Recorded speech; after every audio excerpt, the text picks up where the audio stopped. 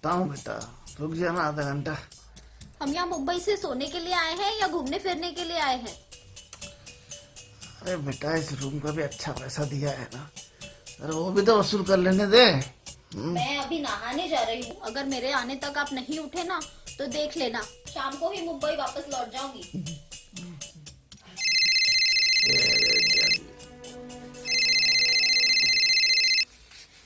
Hello. Hello, Suresh ji है क्या? हाँ, सुरेश जी है ना। आपको क्या काम था? जी, मैं नरेंद्र अग्रवाल बोल रहा हूँ। मैं अपने बेटी के लिए लड़का तलाश कर रहा हूँ, उसी सिलसिले में बात करनी थी। अच्छा, आपकी बेटी के लिए लड़का देखना है। बट वो तो अभी बहुत ही गहरी नींद में है, और वैसे भी वो अपनी बेटी के साथ 10-15 दिन के लिए आउट ऑफ स्टेशन आए हुए हैं। तो आप 10-15 दिन के बाद ही कॉल अरे करिएगा। बेटा चुप चुप चुप, मैं उठ गया हूँ ना बेटा। अच्छा, फिर चौलियागिरी का कॉल सुनते ही आपकी सारी नींद भाग गई। ऐसी बात नहीं है बेटा, मैं तो गया था। वैसे तो आपको घर का कोई भी काम बोलो तो आप हमेशा टालमटोल कर जाते हो, और जैसे ही बिचौलियागिरी की भनक पड़े तो आप आधी रात को भी भाग खड़े होंगे। क्या है क्या ये फालतू का चस्का? ये चस्का नहीं है बेटा, ये है social work. Social work? Oh please, ऐसी बातें ना मत किया कीजिए। अगर किसी सोशल वर्कर ने सुन लिया ना तो वो आत्महत्या ही कर लेगा बेचारा।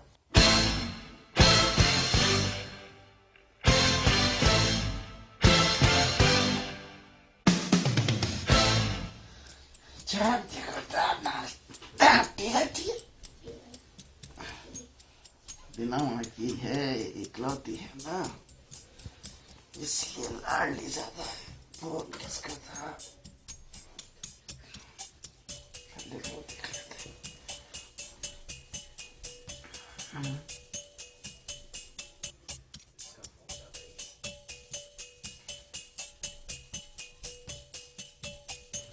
हेलो, मैं सुरेश श्रीवास्तव बोल रहा हूँ। आपने थोड़ी देर पहले मुझे फोन किया था ना? जी, मैं नरेंद्र अग्रवाल बोल रहा हूँ, और रामपाल जी ने आपका नंबर दिया था। अच्छा अच्छा अच्छा अच्छा, रामपाल जी ने मेरा नंबर दिया आपको। बड़े अच्छे परिचय थे वो हमारे। सुरेश जी, मुझे अपने बेटी के लिए एक पढ़े लिखे और खूबसूरत लड़की की तलाश है। मिल जाएगा? हर तरह का मिल जाएगा, हर रंग का, हर रूप का, हर कद काठी का, हर बजट का मिल जाएगा साहब। बजट का? हाँ, बजट तो मैटर करता ना साहब। हम जिस समाज में रहते वहाँ बजट तो मैटर करता ही है। आजकल के पढ़े लिखे दौर में बजट मैटर करता है। बिल्कुल जी। देखिए, हम पढ़ लिख कर कितना भी मॉडर्न बन जाए, कितने भी मॉडर्न कहलाएं, लेकिन शादी ब्याह के मामले में हम सारे के सारे हमाम में नंगे होते। हर लड़का वाला साहब अपने बेटे नाम के चेक को किसी न किसी तरह से कोई न कोई टिकड़म लगा के कैश जरूर करना चाहता है। शादी ब्याह के लेन देन में जरा सी ऊंच नीच हो गई तो उसे तो लगता है उसका तो चेक ही बाउंस हो गया। हाँ? चलिए ठीक है, पर अच्छा खानदान और सही लड़का मिल जाएगा ना? हाँ, मिल जाएगा। नहीं, कोई प्रॉब्लम नहीं है, लड़का मिल जाएगा आपको। तो ठीक है, एक काम करते हैं, पहले हम लोग मिल लेते हैं। देखिए सुनिए तो सही। नहीं, मेरी बेटी ने बताया था ना आपको कि हम बाहर है, तो आप एक काम कीजिए। लेकिन हमारा मिलना भी तो जरूरी है ना इस सिलसिले में। हाँ हाँ, बिल्कुल हम मिलेंगे। तो कल परसों? नहीं नहीं, हम मिलेंगे, मेरी बात सुन लीजिए। हम जरूर मिलेंगे, लेकिन क्या है कि उससे पहले ना आप ना अपनी बेटी की एक डिटेल मुझे भेज दीजिए। अपनी बेटी का एक खूबसूरत सा फोटो, उसकी कद काठी, हाँ, हाइट वगैरह, उसका रंग क्या है, उसकी हॉबीज क्या है, और आपका गोत्र, आपका गांव, ये सारी डिटेल जो है ना मुझे व्हाट्सएप कर दीजिए। मैं जैसे मुंबई पहुंचूंगा आपको मैं इन्फॉर्म करूंगा। हाँ, भेज देता हूँ। हाँ जी। हाँ हाँ, एक बात ये बताइए, आपने अपनी बेटी के लिए क्या बजट मुकर्रर कर रखा है? बजट? जी, वो अभी तक तो मैं थोड़ी देर में आपसे बात करता हूँ।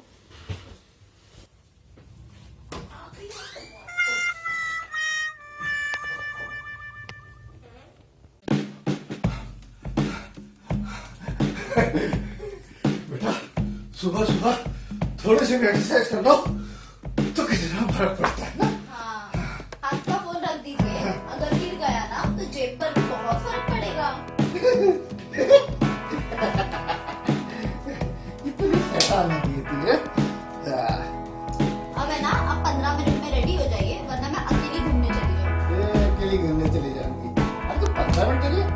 10 मिनट में रेडी हो गया था, देख बस। हाँ हाँ, अभी एक बिचौलियागिरी का कॉल आ गया ना, तो आधे घंटे का भी पता नहीं चलेगा। और फिर वही फालतू बात, तू देख तो सही, देख ना, अभी 10 मिनट 5 मिनट पहले रेडी हो गया था, तू देख तो सही।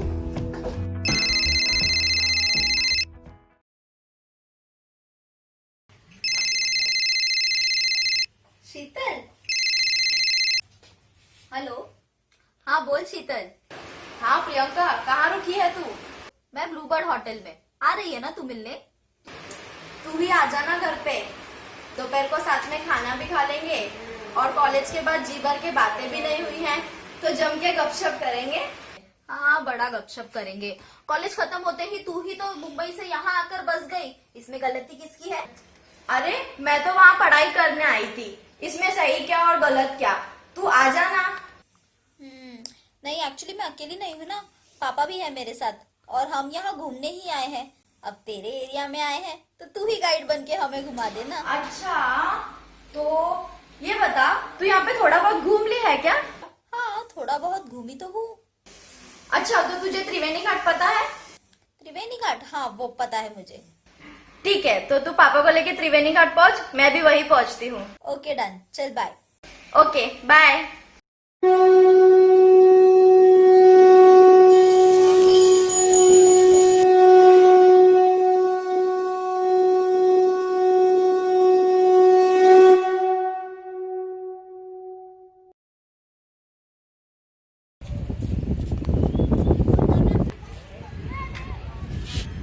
बेटा कब आएगी तेरी सहेली? सूख गए यहाँ पे खड़े खड़े। आ रही है पापा, अभी मेरी उससे कॉल पे बात हुई। ये चार में उठा गया, अगर एक आध घंटा सो लिया होता ना तो कम से कम बिस्तर के पैसे तो वसूल हो गए होते। अच्छा, आप मेरे उठाने से उठे थे? आप आपके बिचौलियागिरी के कॉल से उठे थे? हाँ हाँ लो, फिर से आ गया ना। अरे इनको तो मैंने ही कॉल किया था, उठाना पड़ेगा। हाँ हाँ उठा लो, वरना आपका पार्लियामेंट का सेशन जो रुक जाएगा। हाँ प्रमोद जी, हाँ नमस्कार जी, नमस्कार। और बाल बच्चे कैसे सब? सब कुशल मंगल है जी। आप बताओ कैसे फ़ोन किया था? अच्छा मैंने प्रमोद जी, मैंने कॉल इसलिए किया था आपको, मैं ये जानना चाहता था कि पिछले हफ्ते जो आपने अपने बेटे के लिए लड़की देखी हुई ना? हाँ हाँ, वो कल्याण वाली। हाँ हाँ कल्याण वाली, इसके बारे में आपने जवाब नहीं दिया। इसमें अभी सोच विचार चल रहा है जी। सोच विचार कर रहे हैं अभी तक? एक हफ्ता हो गया।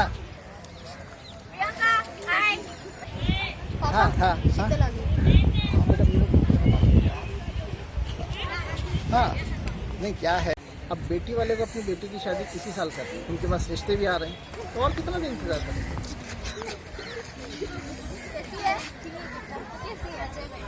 सुरेश जी, आपने भी तो नहीं बताया ना कि वहाँ से लेन देन कैसा हो जाएगा।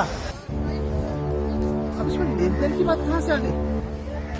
नहीं नहीं, आपने मुझसे कहा था कि लड़की के भाग्य में जो होगा सब मिल जाएगा, तो ठीक है, इसीलिए मैंने आपको रिश्ता बताया था। पर लड़की के भाग्य में क्या क्या है वो तो पता चले। अच्छा, अब आप ये चाहते हैं कि मैं पहले जाके ये पता करूं कि लड़की के भाग्य से क्या क्या मिल जाएगा, उसके बाद आप मुझे जवाब देंगे? हाँ ना, ठीक है। नहीं ठीक है प्रमोद जी, ठीक है। अरे आप तो खामखा नाराज हो रहे हैं।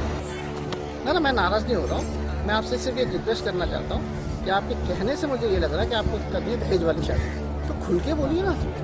है ना, खुल के बोलिए साहब, क्योंकि हमारे समाज में कैसे कैसे लोग रहते हैं ये तो आप भी जानते होंगे, मैं भी जानता हूँ।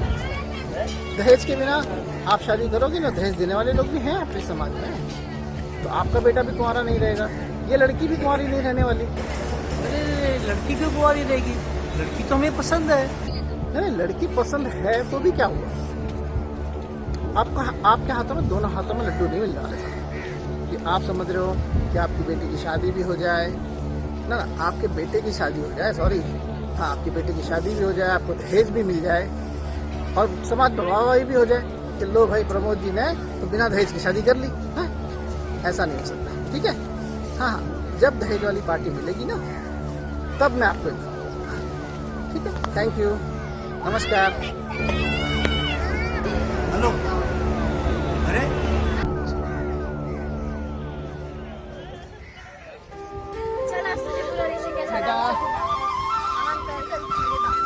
नमस्ते अंकल। नमस्ते बेटा। और सुनाओ, कैसी हो तुम? मैं ठीक, आप कैसे? बिल्कुल ठीक। और सुनाओ, तुम्हारे शहर में आ गए हैं, अब क्या क्या घुमाओगी? अरे अंकल, ऋषिकेश में बहुत सी जगह है घूमने के लिए। आप दोनों चलिए तो सही, पूरा ऋषिकेश घुमाती हूँ। अच्छा, किसका फोन है? अरे ये सुबह नरेंद्र जी का तुमने उठाया था ना वो? फालतू के फोन बिल्कुल नहीं लेंगे। अरे बेटा, फोन को फालतू में करता है क्या? हाँ? नहीं, मैंने कहा ना नहीं। अरे बेटा फोन दे। नहीं, मैंने नहीं कह दिया तो नहीं। ठीक है बाबा, नहीं लूंगा फोन, फोन तो दे। नहीं। ठीक है, नहीं बस। हाँ बेटा, क्या क्या दिखाओगे? चलो दिखाओ। घुमाती हूँ।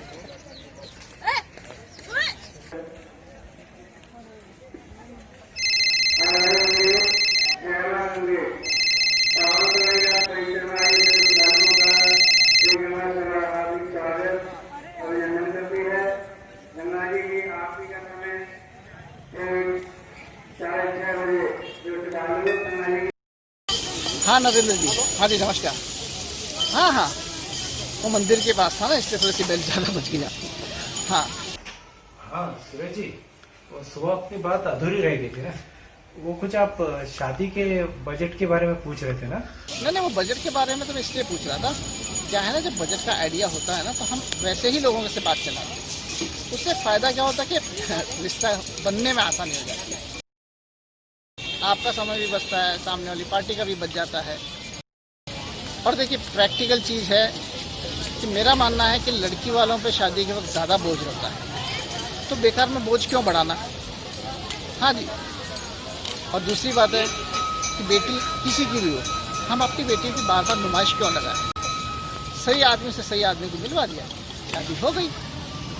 अच्छा, बस इसीलिए पूछ रहे थे आप? हाँ हाँ, बस यही एक वजह थी बजट के अंदर। ठीक है जी, हाँ जी, अच्छा नमस्कार। पूजा हो गई बेटा? हाँ, आपको तो पूजा की जरूरत है नहीं ना। बिल्कुल नहीं, क्योंकि बुजुर्गों ने कहा है कर्म ही पूजा है। बस हुआ हाँ पापा। एक बार सिर्फ बेटा ये मेरी तरफ से अपने आप को बोल ले तू, क्योंकि तू समझने लगी है कि तू मेरी माँ है, पर असलियत ये है बेटा कि मैं तेरा पिता हूँ। वेरी ट्रू अंकल, मैं भी देख रही हूँ, ये आपको बहुत ज्यादा डोमिनेट कर रही है। तू चुप कर शीतल। ये जो काम करते हैं ना बिचौलिया गिरी का, इसकी समाज में कोई इज्जत नहीं है। लोग जब तक काम हो सिर्फ तब तक इन्हें दुआ सलाम करते हैं, उसके बाद इन्हें दुत्कारते हैं, इनका मजाक बनाया जाता है, इनफैक्ट इनकी उपेक्षा तक की जाती है। मुझे बिल्कुल नहीं पसंद कि कोई इनकी उपेक्षा करे। लेकिन प्रियंका, समाज में रिश्तेदारी करवाने के लिए अंकल जैसे लोगों की भी तो जरूरत है ना। और रही बात उपेक्षा की, तो वो तो दुनिया का दस्तूर है। बिल्कुल सही कहा बेटा तुमने, बिल्कुल बहुत ही ज्यादा समझदार और सुशील लड़की हो तुम। बेटा तुम्हारी शादी हो गई? हाँ पापा। अरे बेटा तू शांति रख थोड़ी सी। अरे इतनी समझदार और सुशील लड़की है, इसके लिए मेरे पास बहुत अच्छे अच्छे रिश्ते हैं। तुम्हारा रिश्ता करवाओ बेटा। मेरे माँ पापा मेरे लिए लड़का ढूंढ रहे हैं, पर अभी तक मुझे कोई पसंद नहीं आया अंकल। अरे क्या बात करी बेटा, तू इधर आ जा, तू इधर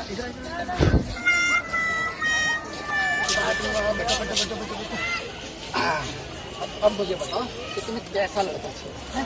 अंकल, मुझे जो लड़का चाहिए ना, वो हैंडसम और स्मार्ट तो होना ही चाहिए। बिल्कुल होना चाहिए। साथ में उसका एक बड़ा घर हो, घर, नौकर चाकर हो, कम से कम 2 गाड़ियाँ तो होनी ही चाहिए। 2 गाड़ियाँ? हाँ, और बिजनेसमैन हो तो अच्छा है, नहीं तो 1-1.5 लाख तक की सैलरी तो होनी ही चाहिए। सही है, सही हाँ। है। 2 लाख की सैलरी, ठीक है बेटा, है पता नहीं और जाएगा। अंकल, लड़का इकलौता हो तो और ज्यादा अच्छा है। बिल्कुल सही बेटा, मतलब तुम्हें ननद और देवर वाला झंझट नहीं चाहिए, है ना? मुझे तो और ज्यादा खुशी मिलेगी अगर सास ससुर भी ना हो तो। हम दोनों को प्राइवेसी जो ज्यादा मिलेगी साथ में। परिवार जब होता है तो डिस्टर्बेंस तो होता है। हाँ, बहुत ज्यादा।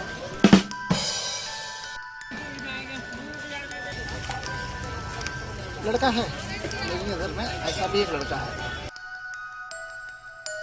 इनफैक्ट मेरा जो दोस्त है ना बहुत अच्छा, उसी का बेटा है।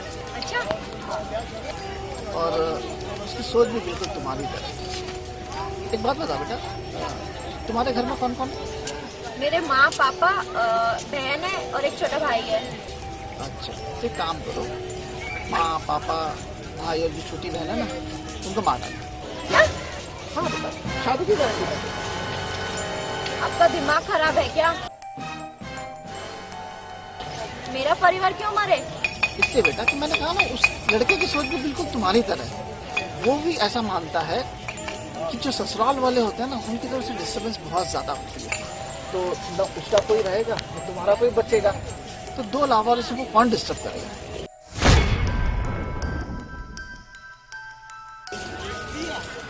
प्राइवेसी बहुत ज़्यादा मिलेगी बेटा। सोच ली, आप सोच लो, अच्छी तरह से सोच लो, 2 दिन सोच लो। घर का ही रिश्ता है, रिश्ता तो मैं करवा दूंगा, ठीक है? शादी तो करवाई चलो बेटा। यस, मैं सोचूंगा। आईडी को भी तो लेना। उसकी प्राइवेसी को डिस्टर्ब नहीं करती। चलिए।